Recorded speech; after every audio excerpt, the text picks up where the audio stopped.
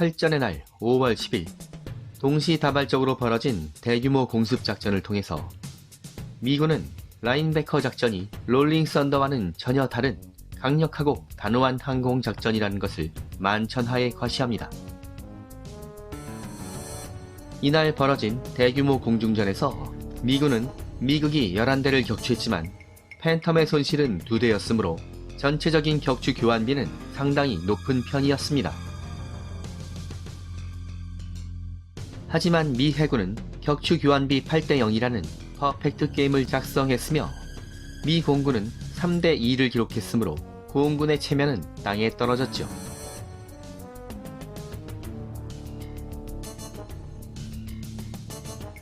더구나 이날 격추된 오이스터 1번기의 로버트 리치 소령은 432 전술 정찰 비행단에서 가장 유능했던 핵심 장교였으며 미국 캡을 담당하던 555 전투기 대대를 이끌었던 지휘관급 장교였으므로 미 공군의 충격은 더욱 컸습니다.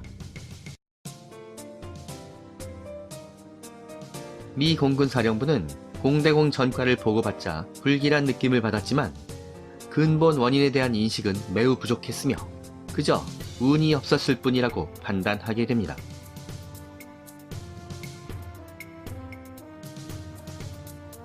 사실 미 해군은 구식 전투기 미그 17을 상대로 전과를 올렸지만 미 공군은 북베트남의 최강 전투기 미그 21을 상대로 교전했으므로 격추 교환비를 직접 비교하는 것은 의미가 없다고 생각할 수도 있었죠.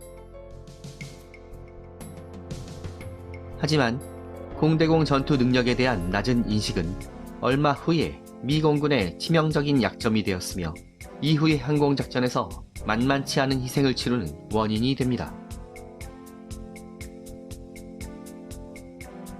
한편 탑건 출신의 미 해군 조종사들은 레드 크라운의 철저한 레이더 관제와 북베트남의 레이더 관제 통신망을 교란하는 전파 방해 지원을 받으면서 8대 0이라는 완벽한 전과를 작성했지만 해군의 팬텀에 기관포가 없었다는 점은 크게 아쉬운 것이었습니다. 항공모함으로 돌아온 팬텀 조종사들은 교전 보고서를 통해서 수십 대의 적기와 교전하는 혼전의 와중에 기관포가 있었다면 찰나의 순간 스쳐 지나가는 미그기를 몇 대는 더 격추했을 것이라며 아쉬워했었죠. 물론 미 해군도 근접 공중전에서 신뢰성 높은 공대공 기관포가 필요하다는 점에 대해서는 이미 인정하고 있었습니다. 비록 해군의 팬텀은 기술적 문제로 기관포를 장착할 수 없었지만 몇 개월 뒤에 실전 배치를 앞두고 있었던 차세대 함상 전투기 F-14 톰캣에는 설계 당시부터 M61 기관포를 장착하도록 추진한 것입니다.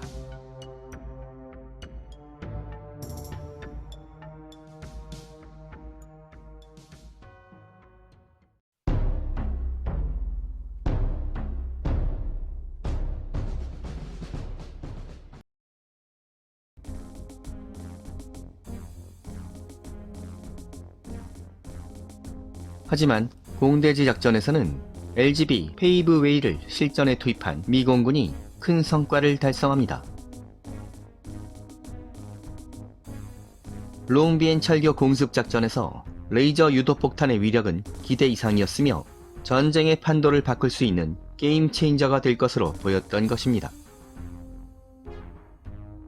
라인베커 작전 전반에 걸쳐 미 공군의 공습 전술은 페이브웨이를 중심으로 편성되는데 강력한 방공망으로 보호받는 A급 목표들은 스마트 폭탄으로 공격하고 대공방어가 허술한 B급 목표들은 일반 폭탄으로 공습하는 이원화 전술을 사용하기로 합니다.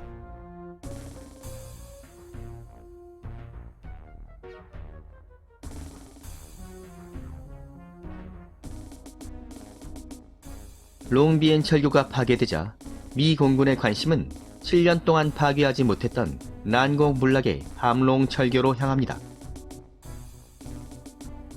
미군이 용의 아가리라는 악명 높은 별명을 붙였던 타인호와의 함롱 철교는 전쟁 초기부터 반드시 파괴하고 싶어 했던 A급 공격 목표였죠.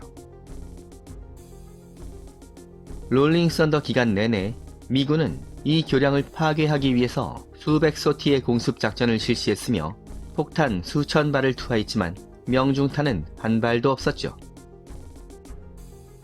강력한 대공포함함과 샘 사이트가 배치된 함롱 철교는 공습을 이겨내고 건재했으며 오히려 미군기들의 손실만 눈덩이처럼 늘어나게 됩니다.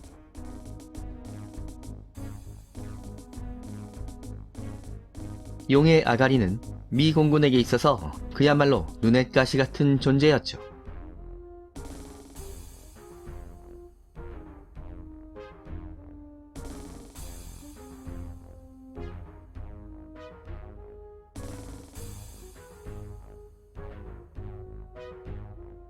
미 공군은 프리덤 트레인 작전 기간이었던 4월 27일 TB 유도폭탄 월아이를 사용해서 함롱 철교를 공습한 적이 있었는데 이때 몇 발의 명중탄을 맞은 함롱 철교는 통행이 중단되기는 했지만 미군 정찰기가 촬영한 사진으로 볼 때 구조적으로는 건재해 보였으며 손상은 곧 복구될 것으로 보였죠.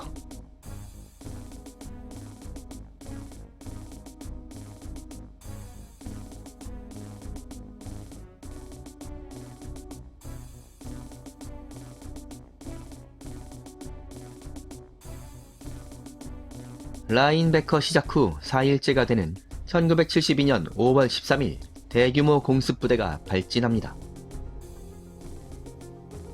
용의 아가리를 완전히 파괴하기 위해서 미 공군은 보다 강력한 페이브웨이를 사용하기로 합니다.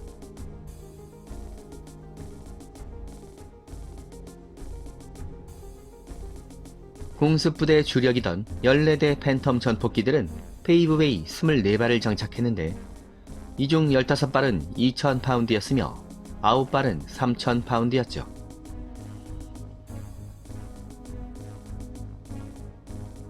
하노이보다 남쪽에 위치했던 함롱 철교 상공에는 미국이들이 거의 출현하지 않았으므로 공습은 일사천리로 진행됩니다.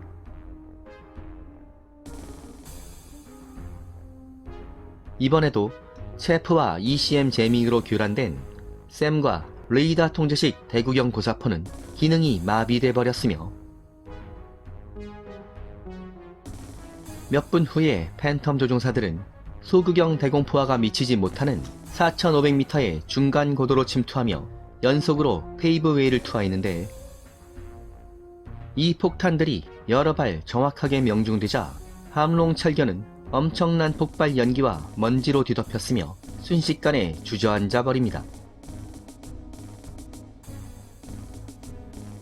7년 가까운 긴 세월 동안 수천 발의 폭탄으로도 파괴하지 못했던 난공불락의 요새가 불과 몇 분도 안 되는 사이에 고철더미로 변해버린 것입니다.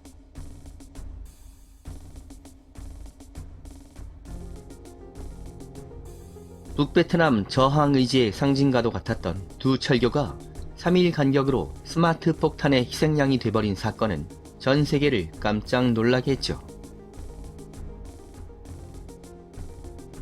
이렇게 해서 라인베커 작전은 사상 최초의 하이테크 항공전으로 역사에 기록됩니다. 이제 미 공군은 아군기의 손실을 걱정하지 않고 원하는 표적은 무엇이든 정확하게 파괴할 수 있다는 자신감을 얻게 된 것입니다.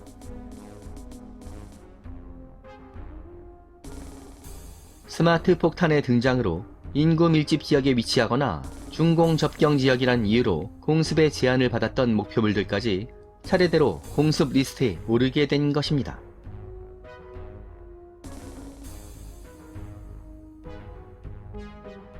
라인베커 작전이 시작된 후 3개월 동안 제8 전투비행단은 롤링 썬더 기간 동안 파괴하지 못했던 북베트남의 주요 교량 106개를 파괴하는 놀라운 성과를 달성합니다. 스마트 폭탄이 북베트남의 수송로를 완전히 마비시켜버린 것이었죠. 이렇게 해서 1967년 1월에 미그 21 선멸작전 오퍼레이션 볼로를 성공시키면서 울프팩이라는 별명을 얻었던 제8 전투비행단은 라인베커 작전에서는 스마트 폭탄을 사용한 하이테크 항공전을 주도하며 브릿지 버스터스라는 새로운 별명을 추가하게 됩니다.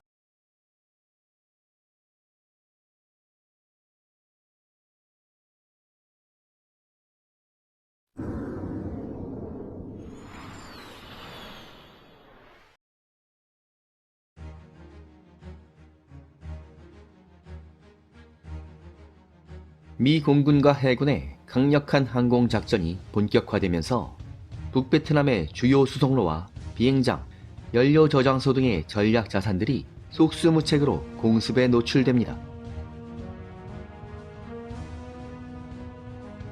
미군기들의 공습은 전례 없이 강력했으며 효율적이었죠.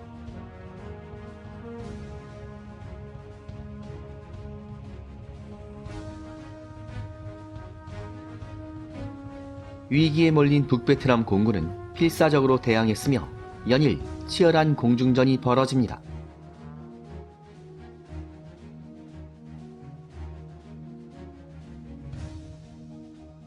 (1972년 5월) 말까지 미 공군 팬텀 조종사들은 유격을 걸어오는 미극기들과 여러 차례 교전 기회를 잡게 됩니다. 미 공군의 미그 캡 조종사들은 4차례의 교전에서 미그 21 4대와 미그 19 2대를 격추하며 기세를 올렸죠. 격추된 미그기 6대 중 4대는 기관포로 무장한 F-4E 팬텀의 전과였는데 5월 23일의 교전에서 미그 21 1대를 기관포로 격추하며 F-4E의 첫 번째 건키를 기록합니다. 비록 F-105 와일드 위즐 1대가 미그 21의 기습으로 손실되기는 했지만 5월 한 달 동안 미 공군의 격추 교환비는 9대 3으로 약간 향상되었죠.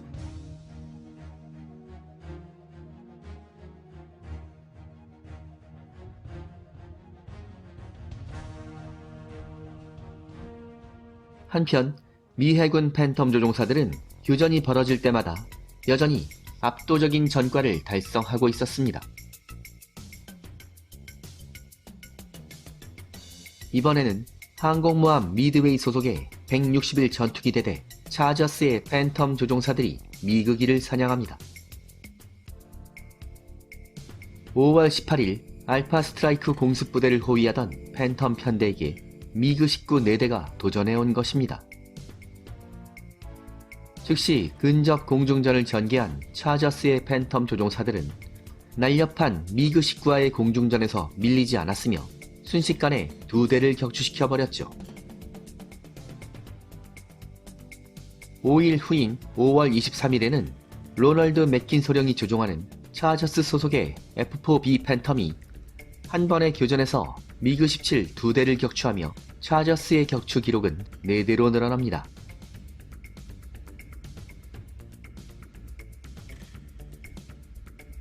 한편 비슷한 시각에 북베트남 남부 지역에서는 항공모함 행콕에서 출격한 F-8 크루세이더가 모처럼 미그 17을 만나게 됩니다. 그런데 크루세이더에게 후방을 물린 미그 17 조종사가 기관포를 퍼붓는 크루세이더를 따돌리지 못하자 공포에 질려 비상 탈출해버리면서 색다른 격추 기록이 작성됩니다. 이것이 베트남 하늘에서 F-8 크루세이더의 마지막 격추 전과였죠.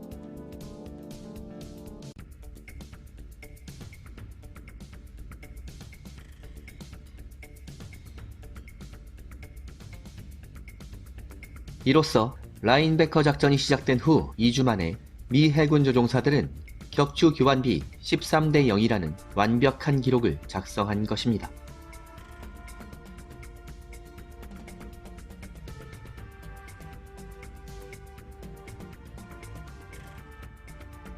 한편 불과 20일 만에 미군기들과의 공중전에서 22대의 미그기를 손실한 북베트남 공군은 큰 위기로 몰립니다.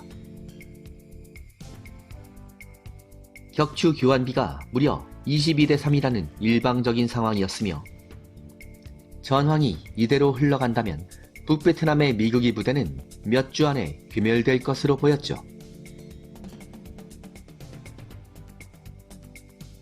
벼랑 끝으로 몰린 북베트남 공군은 생존을 위한 해법을 찾아야 했으며 72년 6월부터는 공중전의 판도를 바꾸게 될 새로운 전술을 선보이게 됩니다.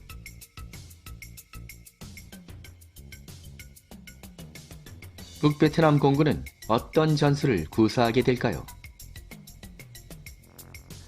베트남 항공전은 다음 회로 이어집니다. 여기는 밀리터리 항공의 잡학 채널 불타는 하늘입니다.